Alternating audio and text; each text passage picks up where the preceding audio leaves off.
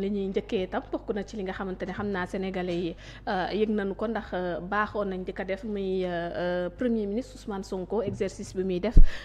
kon bi la yoon premier ministre Ousmane Sonko ñu koy xaar ci assemblée nationale le 22. yema kon àjjuma donc mu war a janoog parlementaires yi ci ay questions réponses yoo xamante ni xëy na dina dikkaat ci lu bëri loo xamante ni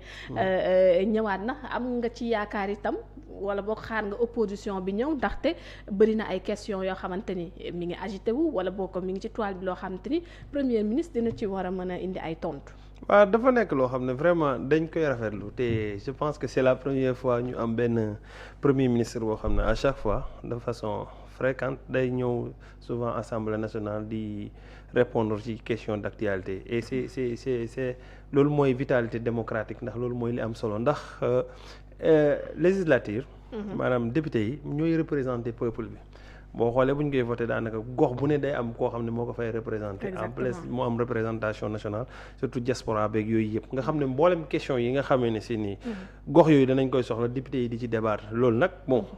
yàlla dogal na le parti Pastef moo am majorité bi mais boo xoolee à chaque fois ni muy déroulé da ngay xool à un certain moment sax tu te demandes ndax ñii ils sont de l'opposition ou bien ils sont du pouvoir ndax li leen intéressé mooy avancement réew mi te da ngay gis ne dañ fay teg ay questions yoo xam ne yu brillantes la yoo xam ne vraiment sénégalais yi dinañ ko apprécier te sénégalais yi dinañ ko suivre donc nekk na loo xam ne moom lu baax la ci réew mi en plus encore ñu ci féliciter aussi le président Ousmane Sonko ndax ministre yu premier ministre yu bëri jaar nañ fi te musta mel ni sénégalais yëpp day tax nag sénégalais yi di xam ce qui se passe dans le pays maanaam question yi nga xam dañ daan toog lu yàgg président du wax wala premier ministre du wax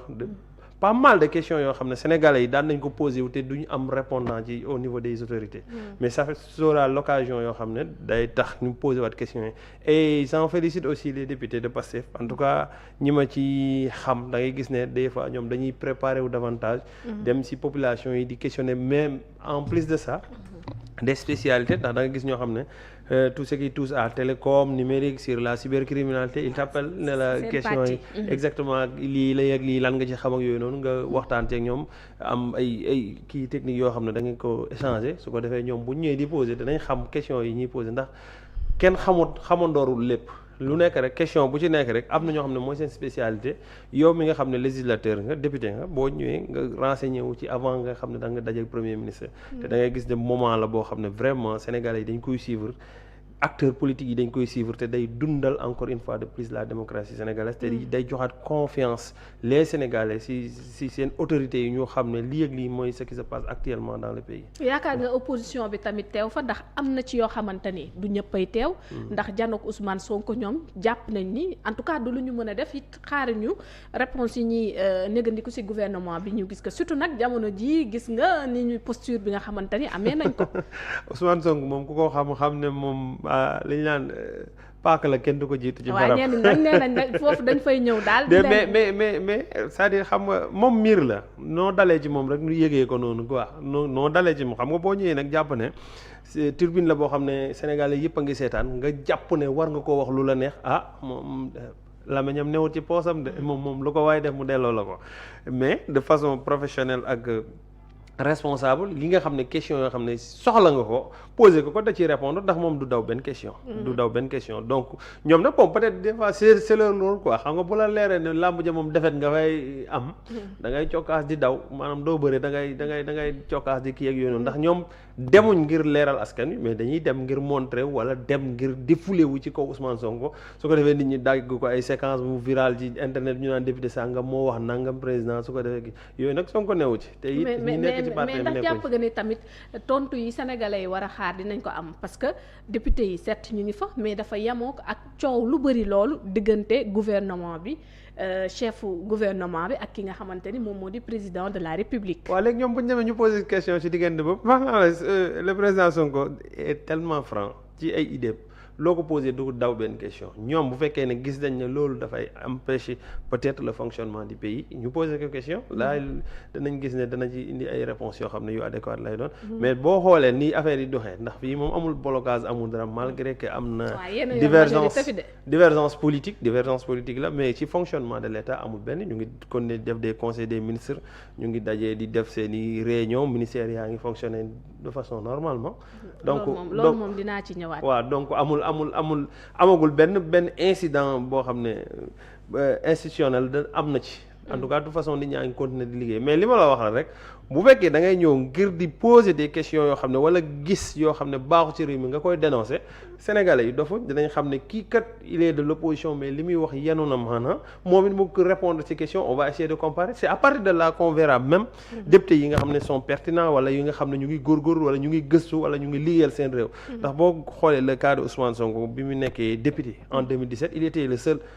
ci amutoon moom kese la woon pour Pastef te pourtant da doon def intervention yoo xam ne ñun dañ ko daan jël dagg ko di ko partager Sénégalais yi di gis ne voilà un bon député qui parle des vraies questions politiques de l'État maanaam questions publiques li nga xam ne noonu la état di fonctionner mu di ko poser di joxe di apporter ay contributions yu pertinentes yoo xam ne Sénégalais yi dañoo mujj apprécier député opposition bi gis nañ nag tontu nañu ci loolu Aïssata Tall Sall Tafsir Thioye entre autres yoo xamante ni Pape Djibril Fall sax nga xam dafay dugg au fin du pays di ko indil leen li nga xamante ni moom la Sénégalais yi dëgg la gis nga xam nga ce que les gens ignorent dañuy jaawale éloquence ak pertinence nit mën na mun wax te au fond contenu bi muy wax dara ne aussi c'est-à-dire dafa amul lu ñuy gis nga nangu dogal ci le régime wala ñu def lu baax nga wax day yokk sa grandeur rek mais malheureusement ñoom ils veulent s'opposer à tout moment opposer pour opposer ba finalement tu deviens ridicule loolu nag moo leen di xaw a jàpp lool ndax da ngay gis lu ñu teg ñoom ñu ne dañ koy bañ warta demee nii nangam ak nangam te au fond da ngay gis ne Sénégalais yi dañuy gis ne loolu lañ apprécier loolu lañ bëgg donc nag boo nekkee député d'un peuple da ngay xam ne lépp loo xam dañ koy def nga xam ne njëriñ la ci askan wi yow nga koy apprécier loo jàpp ne nag du njëriñ ci askan bi nga indi ay arguments yu solides yoo xam ne je crois fort que ne sunu régime lu muy nekk au pouvoir li ñuy am majorité à l'Assemblée boo proposé loo xam ne si yenu na maana ñoom ils seront obligés di jël loolu en compte ndax Pastef au sein de Pastef dafa am ni ñoo xam ne maanaam dara tënku leen dañuy xool di analyser di xool lu pertinente gis nga bu nit pertinent da ngay gis ñoom dañ koy souligner à l'époque on te disait que boo demoon Pastef da ngay gis naa ñu naan la Boubacar Camara est très pertinent ndax da ngay gis analyse yu mu def Tafsir Thioye am na analyse yoo xam ne daan na ko def yoo xam ne ñun ñëpp dañuy apprécier la réaction de Tafsir Thioye mais à un certain moment boo bëggee s'opposer wala pour bëgg cee am leneen buzz wala bëgg cee wane ne yooyu yaa téye opposition bi da ngay finalement da ngay buzz nga ko jàppee wala des critiques yoo xamante ni yu ñu war a bàyyi xel la parce que par exemple bi mu def ci L29 beeg L30 bi dellu si ginnaaw tout à l'heure du ñàkk seetaan nga ko gis nga ni moom fi mu ngoy la ngoy jàpp na ni démarche yu waroon a am loolu ragal la xam nga des fois nit ñi dañoo gaaw fàtte lool article L29 boobu noonu ak L30 bi ko Macky Sall di defalut ko kenn ko dul Ousmane Sonko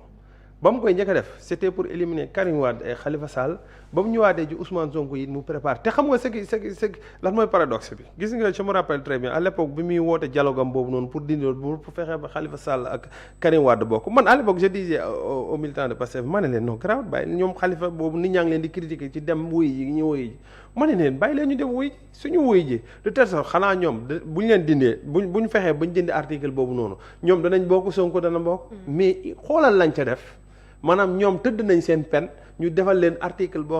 bi defal leen loo xam ne ñoom ñu tëdd seen peine affaire bi du leen considérer rien que pour éliminer Ousmane Sonko article boo xam ne c'était taillé sur Ousmane Sonko bu ñu koy dindi day nirul taillé sur Ousmane Sonko mais pour ñëpp bokk la te gis nga. mais ñoom gisuñu lool de yaa ne pour ñëpp la mais ñoom bu ñu gisoon ni pour ñëpp la carrément est-ce que opposition bi dina ci amee. parce que am na ay points yu ñu évoqué. léegi kan lay empêcher mu bañ a bokk ci élection xam nga loolu mooy am importance gis nga élection. c'est un rendez-vous entre un peuple et une personne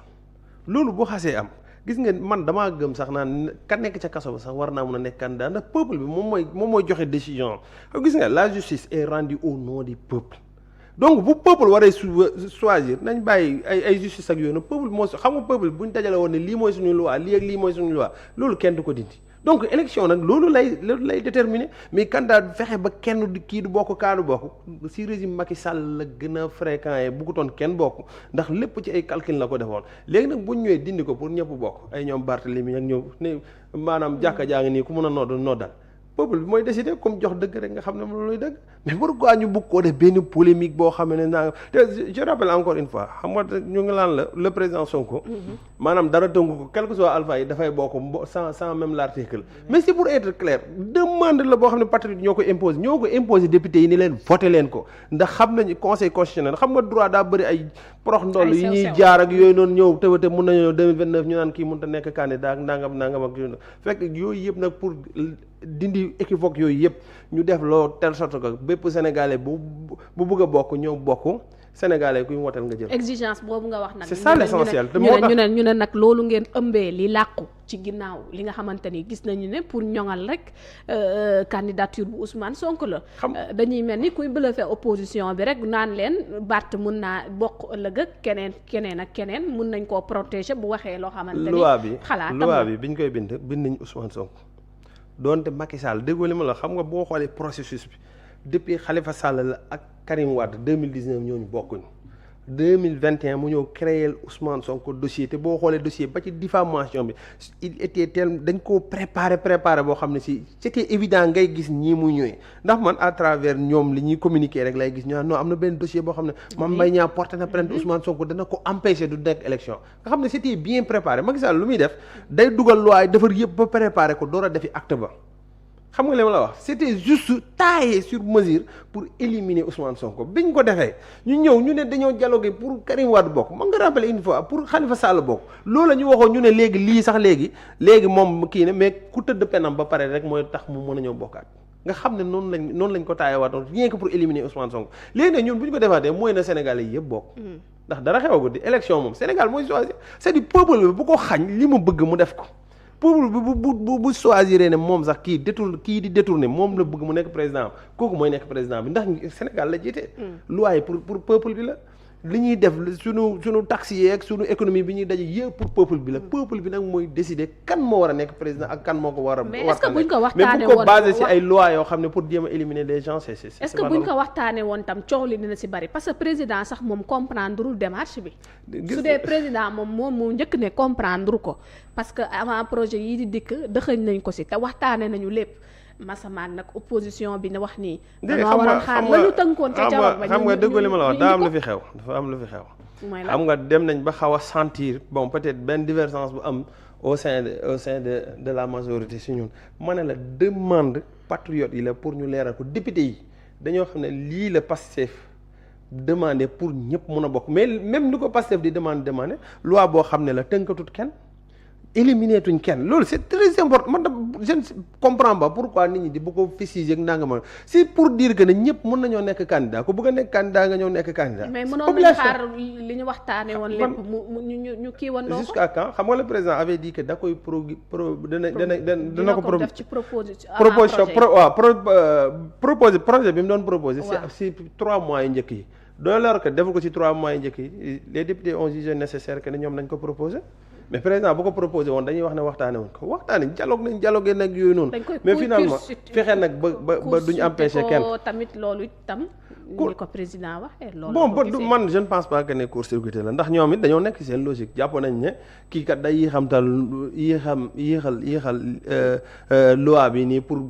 tirer loolu la ñuy supposé peut-être nit moom man du ma juger kenn tant que posé woo des actes yoo xam ne damay xam ne yow da ngaa bëgg empêcher la candidature d'une personne mais député yi ñoom jàpp nañ ne loolu lañ am te am nañ plein droit ci proposer loi boobu noonu ñoom ñu proposer ko noonu ñu voté ko à l'Assemblée après on passe à autre chose ndax loolu moom yàqut wala wàññiwu dara ci réew mi ay nañ ko waxtaanee nangam ak nangam waxtaanee mbooloo mi la ñuy waxtaanee pencum ndaw réew mi lañ ko war a gën a wax tax moom mooy représentation bi yooyu noonu gis nga am na question politique yoo xam ne gis nga ñun passé à l'époque même dialogue yi ñu doon def ci ni ñu yore réew mi ak yooyu noonu kii li amoon solo mooy politique bi nga xam ne seq nañ ko état bi nan la ñuy demee vote nan la ñuy defee parrainage yi yooyu ñu ciy discuter rien que nag pour bañ a éliminer kenn ndax loolu moom mooy véritable question yi man je vois que ne même député yi ni ñu leen di falee mun nañ ko changer ndax ku raw gaadu Dakar ñu ne la jël nga 7 députés yi ak yooyu yëpp te fekk amaana 10 voix nga rawee keneen ki jël yëpp da ngay am majorité boo xam ne vraiment du nekkut li refléter population bi la faral. donc yooyu yëpp ay questions yoo xam ne lu ñu war a discuter la mais quant à pour ñëpp bokk moom. loolu moom damaa jàpp ne ñëpp ko war a apprécier te opposition sax deful recours. et pourquoi il n'a pas fait ça. bu fekkee jàpp président la ñu bëggoon. mu régler mbir yi. non président moo leen di régler président moom moo leen war a wax ni sax nag duñ leen nangu ñu ci yenn observateur wala boog ñenn ci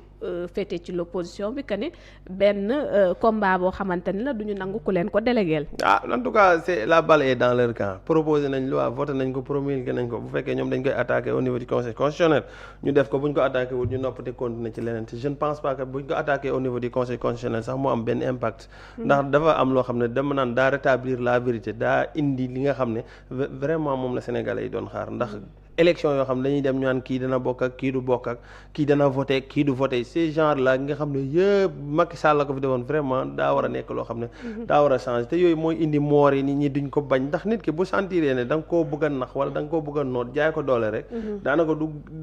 day riposter te su ko defee nag ay tension rek lay indi nit ki moom convaincre ko ba mu gëm li nga voté moom mooy nekk lu ëpp solo léegi nag ñoom leur façon de faire mooy tout le temps s'opposer pour s'opposer moo tax ma ne nag nañ am xel tuuti ndax booy